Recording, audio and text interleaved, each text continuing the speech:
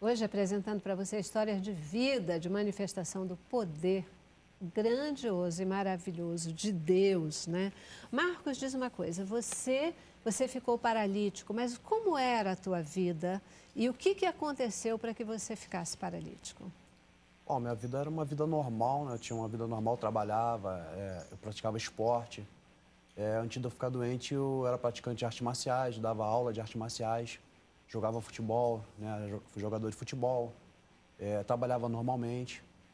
E essa situação, essa enfermidade, ela acometeu o meu corpo de repente, como com uma surpresa. Eu estava andando normalmente e a enfermidade ela começou na ponta do pé, uma dormência, né? E foi tomando, essa dormência foi tomando, foi ganhando, né, digamos assim, esse espaço, né, no meu corpo, foi subindo. E conforme o tempo foi passando, ela cada vez mais se manifestando, foi subindo e fez com que eu viesse perder gradualmente o equilíbrio, né, do corpo.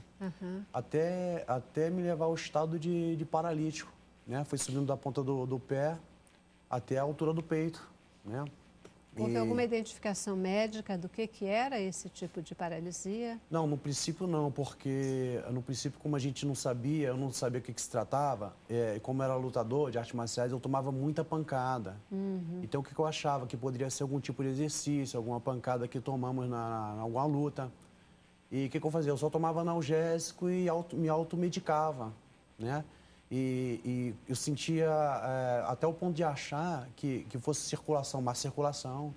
Então, eu me automedicava, achava que era esse problema. Só que conforme foi se agravando mais, nós começamos a procurar um médico, né, para tentar ver o que estava acontecendo. Mas ninguém achava o problema, de jeito nenhum. E eu cheguei até me tratar com um médico, 1 ano me tratando com esse médico numa clínica particular. Mas só que ele não achou, pelo contrário, ele me deu um diagnóstico errado, fez um diagnóstico errado. Mediante esse diagnóstico, deu tempo para a doença se manifestar mais ainda. 1 ano é complicado. Aí, conforme esse 1 ano que fomos sendo tratados com uma doença que não tinha nada a ver, chegou uma época que chegou à altura do peito, aonde eu já não sentia mais nada. Onde eu comecei a tentar sentir o meu corpo, o desespero era tanto que eu tentei, né, de algumas formas, resolver o problema.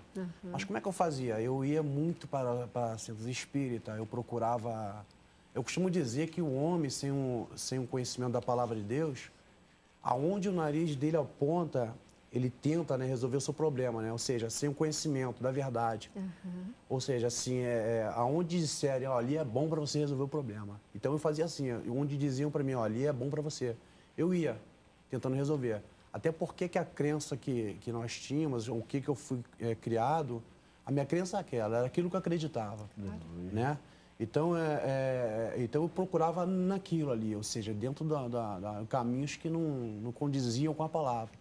Mas Jesus ensina para a gente que só Ele é o caminho, Só Ele é o caminho. a verdade e a vida, vida. né? E a gente tem que conhecer essa verdade verdade que vai justamente. efetivamente libertar a gente, né? Isso aí. Então, Antônio, você vivia nessa vida de prostituição, de homossexualismo, você teve lá, foi preso, como você disse, sem uma razão para ser preso.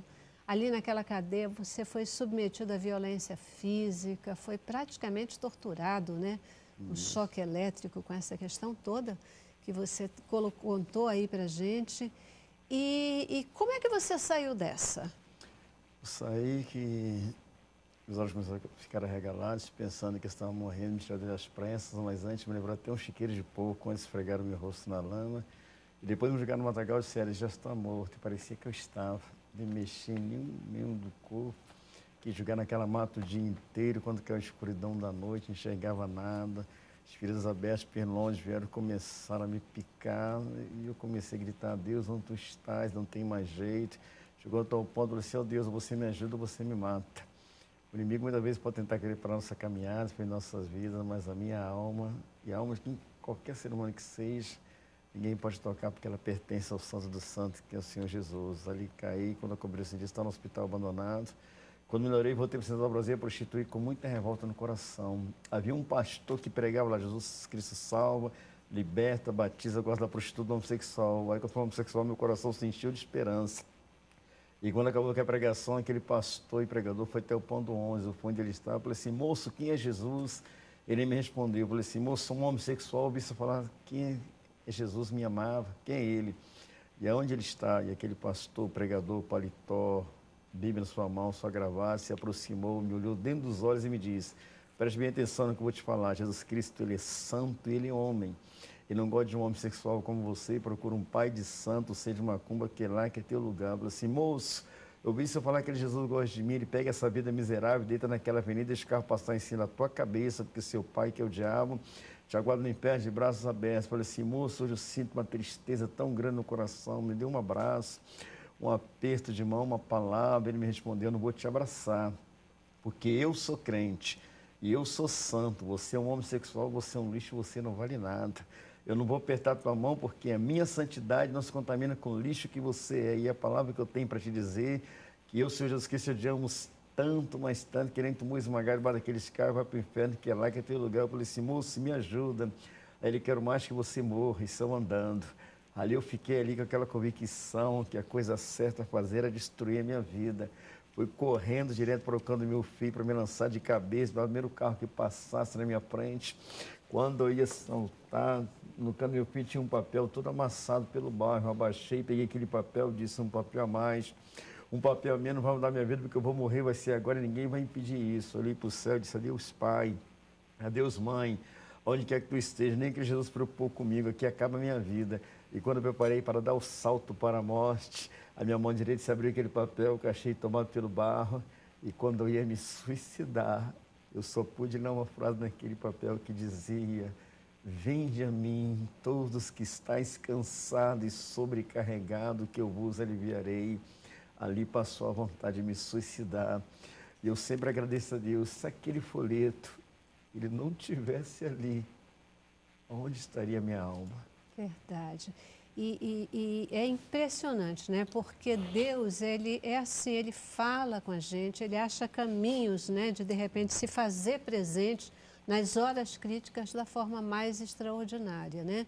Eu talvez até vá antecipar alguma coisa do teu testemunho, mas eu faço questão de fazer isso, porque eu acho que, seja quem for que tenha dito essas palavras horrorosas para você, de que Deus não ama os homossexuais, é alguém que não conhece a palavra de Deus.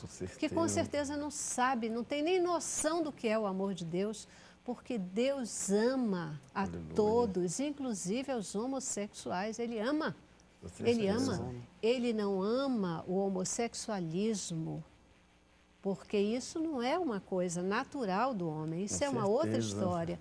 Mas ele ama os homossexuais, ele quer ver essas pessoas resgatadas, ele quer ver essas pessoas firmes, ele quer ver essas pessoas com vida plena e abundante também, com absoluta certeza, né? E que coisa extraordinária, porque de repente chega uma mensagem na tua mão, um papel, e esse papel que está lá jogado no meio-fio, mas era a mensagem de Deus, que ia começar a fazer toda a diferença na tua vida, toda a diferença, né? Aleluia. E você, Marcos, como é que Deus chegou na tua vida? A gente estava também assim meio sem rumo, né? A gente estava sem rumo, não sabia o que fazer, eu, minha esposa, minha família. E Deus chegou assim na minha vida no momento mesmo que, quando eu estava ali no leito, né? Tinha parado de andar, e chegou assim, né? Com uma pessoa pregando pra gente, né? Eu tinha um horror de crente. Falasse de crente para mim, a gente fomos treinados, assim, a gente fomos a ter mesmo, a ser inimigo dos crentes. Só que, naquele momento ali que eu estava num leito, ali enfermo, né, sem movimento nenhum no meu corpo, foi um crente que foi lá, pregou a palavra para a gente, começou a falar de Jesus. Ó, Jesus, ele te ama, Jesus, ele te dá saúde, ele te cura. Jesus, ele pode transformar a sua vida. Foi essa mensagem que pregava para a gente. Através também do folheto, como o nosso irmão falou também. Né? Só que os folhetos que a gente recebia, quando a gente estava bem, a gente não dava muita importância. Então, Deus ele permitiu que acontecesse isso realmente para a gente ter um encontro com Ele. Comigo foi dessa forma. Qual foi a mensagem que chegou para você nesse folheto que você ficou impactado? Foi quando... foi até essa mensagem mesmo que ele falou, de Mateus 11, 28. Né? Vinde a mim, todos vós estáis cansados e oprimidos, e eu vos aliviarei. A gente também tinha um jugo muito pesado, né? Uma vida que não era boa. Mas desde o momento que essa mensagem veio de encontro para a nossa vida e para a minha vida também, o Senhor ele começou a transformar tudo aquilo que a gente tentava descobrir no médico, os lugares que a gente ia tentar resolver, antes de Jesus não acontecia. Uhum. Mas depois que a gente aceitamos Jesus, eu aceitei Jesus no leito, eu estava morrendo praticamente, né? Tanto que uma feiticeira, ela foi em casa e falou para mim assim, falou para mim, minha esposa, ele está nas trevas, ele precisa ir para a luz. E você foi? Eu fui para a luz, só que eu não entendia como é ir para a luz. Até porque quando acendia uma luz, eu tinha um pavor da luz acesa, eu gostava de ficar num canto escuro. Mas quando ela falou isso, ela despertou. Aí nisso o Senhor ele começou a enviar os servos de Deus até a nossa casa e começaram a pregar para a gente, ó, Jesus ele te dá saúde, ele vai transformar a sua vida. Jesus ele faz o paralítico levantar. O mesmo paralítico que Jesus levantava no passado, quando ele estava aqui nessa terra, ele é o mesmo Jesus de ontem, de hoje e eternamente. Ele pode também mudar a tua história, a tua situação. Essa foi a mensagem que chegou para mim e minha família em casa. E mudou a tua história, Mudou né? a nossa história. Mudou a tua Mudou. história. Depois que a gente aceitamos Jesus, o exame que eu tinha que fazer, que não dava certo, começou a dar certo. As portas começaram a se abrir, né? O Senhor ele começou realmente a transformar a nossa situação. O movimento que eu não tinha no corpo, que eu tinha perdido, né? Eu comecei a recuperar aos poucos. As 2 vértebras que foram arrancadas das minhas costas, porque quando descobriram a situação, o problema, eu já estava bem debilitado, estava quase morrendo, né? E eles tiraram uma ressonância depois de toda a situação, eles descobriram que tinha uma massa comprimindo a minha medula, que isso que agravou tirou todo o meu movimento.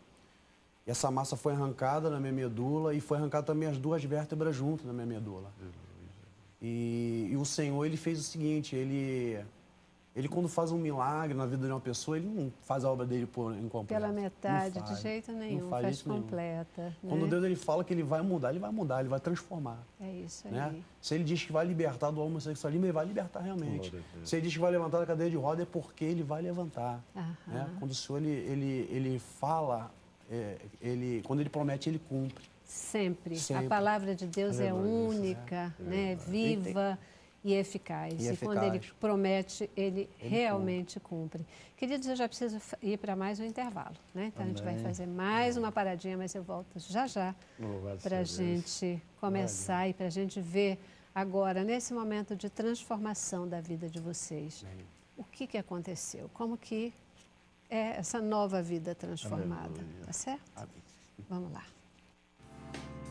Cabeça pra cima.